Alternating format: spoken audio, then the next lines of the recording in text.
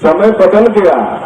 अब तो जय श्री राम को बोलता है तो डर लगने लगता है जय श्री राम बोलते गोली भी तो नहीं चला देगा। मंत्री है तो 56 इंच के सेना के सेटिंग में है, वो कहे कि हम सासाराम जाएंगे, कहे के लिए सम्राट अशोक के शिलालेख को मुक्त कराने के लिए। लाज नहीं लगता है बोलने में। और तो सासाराम में बिहार से तो क्यों घटना हुई, जरा इसके पीछे भी समझिए। ये बड़ी साजिश थी, इसीलिए हमारी पार्टी ने कहा खोल खोल।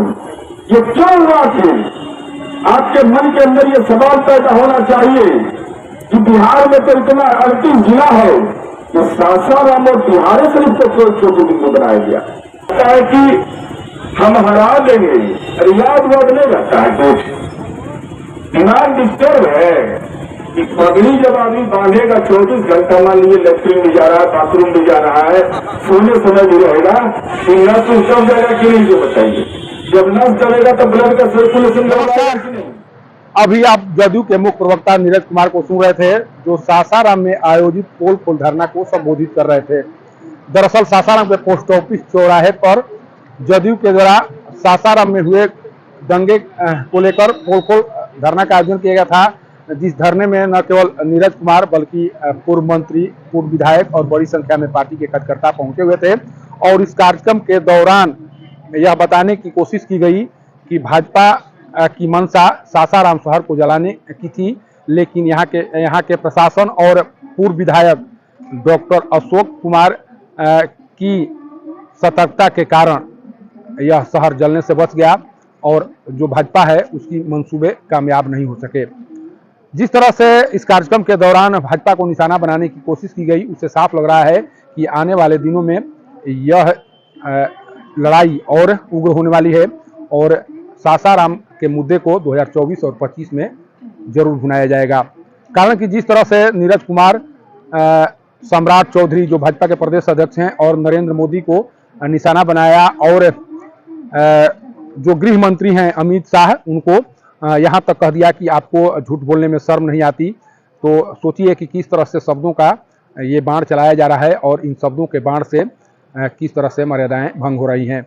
जब एक गृह मंत्री को इस तरह के शब्दों का प्रयोग करके उन्हें लज्जित करने की कोशिश की जाएगी, या जब किसी के द्वारा पागल या दिवालियापन या मेमोरी लॉस करके मुख्यमंत्री को शर्मिंदा करने की कोशिश की जाएगी, तो भारतीय लोकतंत्र में क्या कुछ हो रहा है, इन सब बातों को सुना और समझा जा सकता है।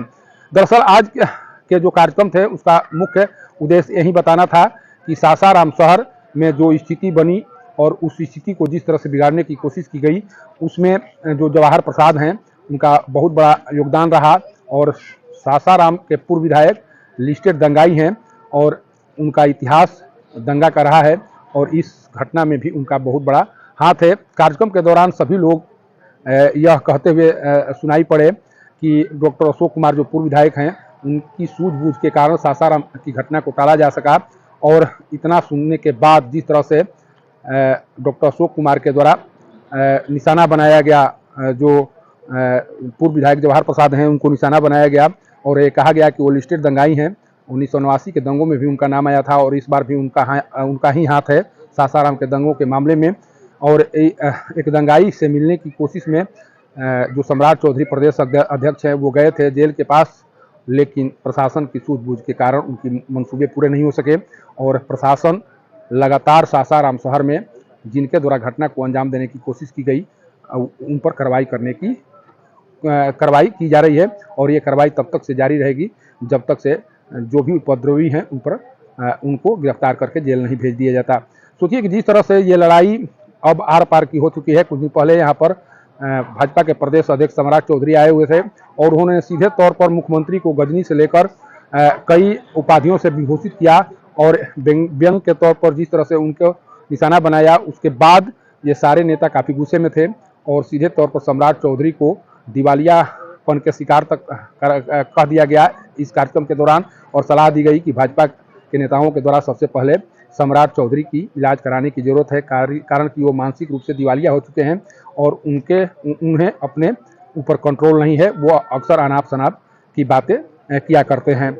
लेकिन जिस तरह से लगातार इस घटना को लेकर कार्यक्रम हो रहे हैं, उसके बाद से सासाराम शहर में रहने वाले लोग भी अब तंग आ चुके हैं और उनके द्वारा अब कहा जाने लगा है कि इस घटना को अब एक तरह से राजनीतिकरण किया जा रहा है और जो शांति बहाली की दिशा में प्रयास प्रशासन के द्वारा किया जा रहा है उसमें कहीं न कहीं उससे प्रभाव पड़ रहा है और इस तरह के कार्यक्रम का आयोजन न हो तो बेहतर होगा। कारण कि लोग ये पूछना शुरू कर चुके हैं कि जब जदयू के द्वारा कहा जा रहा है कि भाजपा के द्वारा सासाराम शहर में दंगे कराए गए, तो फिर क्यों अल्पसंख्यक लोगों को निशाना बनाया जा रहा है, उन पर कार्रवाई क्यों की जा रही है?